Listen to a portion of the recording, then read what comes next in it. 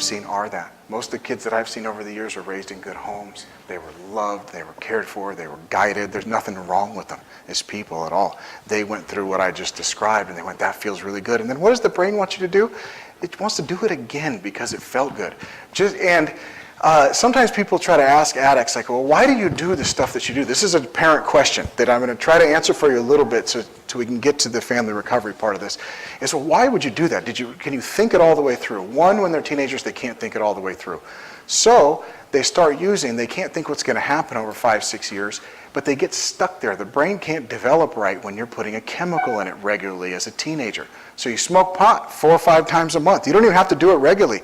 And you start to stunt your emotional, your mental, your brain growth, all of that. You don't know you're going to become a 25-year-old adolescent, or you wouldn't do it. Because I meet them all the time. I meet 25-year-olds that act like absolute 12-year-olds. They have temper tantrums when their parents say no. They freak out. They manipulate. They use absolute fight or flight survival skills to deal with everything because they don't have coping skills, right? And they didn't know that was going to happen, but that's what's going on. So they get stuck very adolescent. Parents end up getting stuck there too, where they're responding to them. If any of you ever interacted with Mike, he'll say, what age do you see your kid at? And he always asks that if you work with Mike Speakman at all, because a lot of times parents are kind of stuck there. I still see him like they're 12. That's how I'm treating him. But he's 26, right? And we got to make that leap. But parents get stuck there a lot too, as that's going on with their kids. Okay, so to come back around to what starts to happen. Kids are using drugs. This is how they're feeling good. They're getting a payoff. That's how they're seeing it. Mom and dad, it's different for different parents, but I'm going to use kind of a typical progression of how the family gets sick with them.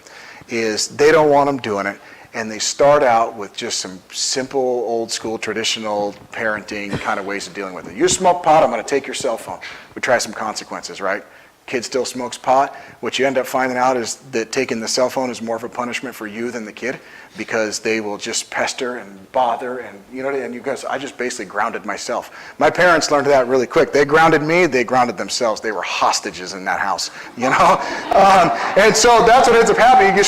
You first start with that. And with some kids that works. With your typical kid not on drugs, they might go, oh, I don't want to be grounded, I don't want to lose mom and dad's approval. But kids who are not feeling the things that they should and feeling that disapproval, and they're driven by, they want to get high, they want to do it again, and they're not emotionally sensitive in the right ways, they're just blaming you. They're starting to build this, I'm only grounded because you're not okay with me doing something that's fine for me. So they're building their justifications, and you're starting to build your fight, right? You're going to fix this. And at first, most parents really think that they can. And the truth is, you've been set up for this your whole life too.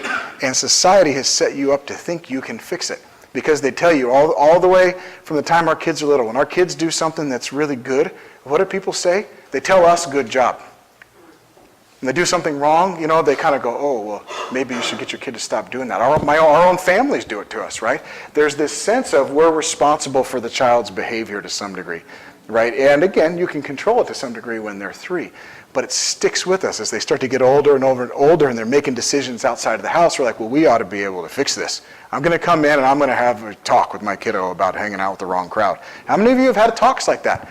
And how many of them did your kids stop hanging out with the wrong crowd? And this is one of the things that I see all the time. Will and I were talking about this before this. What's one of the most common things that I hear from parents is they go, well, other parents, when they find out if my kid's on drugs, or my own sister, my own parents, they'll say things to me like, well, have you had a talk with them? Well, I'm just going to ask you all this. Have any of you tried having a talk with your kids so you didn't have to come here? You get your whole Saturday back if you can just go and have a quick talk with them and tell them to knock it off. You don't have to be staying here listening to me. But it doesn't work that way, does it? So we're set up to believe that as parents. Like, you ought to be able to, you're supposed to be able to protect this child. And it's in us, in our hearts, and we're set up that way to believe by society. So people say things like that. Well, what, have you taken away the cell phone? Have you taken away the car? What have you done to fix this? And the parents, I get parents all the time that come in bewildered, like, I've done everything I can think of. Everything I can think of. I deal with so many creative parents. My dad was creative. My dad tried lecturing, yelling, punishments, outright bribery. I mean, just outright. He just went that low. Can I pay you to stop? He at one point offered me whatever car I wanted if I'd knock it off. I'll buy you whatever car you want. And I went, I'll take the car and then I'll stop, I promise. He actually got wise to that and he didn't buy the car before then. But so they would do things that Parents are creative, and it comes from a place of love. What's happening is the way that you demonstrated love when they were a kid and the ability to control them and change their behavior doesn't work on an adolescent. Somebody's outside of the house. And parents tend to just kind of go back to that way of demonstrating it, to go to a place of trying to control it or fix it for them, or stand in between them and consequences. So you have a prefrontal cortex that can say, you know what, if he's got a DUI on his record forever, he's going to have a harder time getting a job. The kid doesn't have the cortex to do that, so what do? You pay for lawyers. 3 DUIs in, and the kid's still getting them. Parents can start to keep their kids from natural and logical consequences because they can see the consequences and they have these fears of what's going to happen to my kiddo. And so they'll do anything they can to keep the kid from the consequences, to fix it.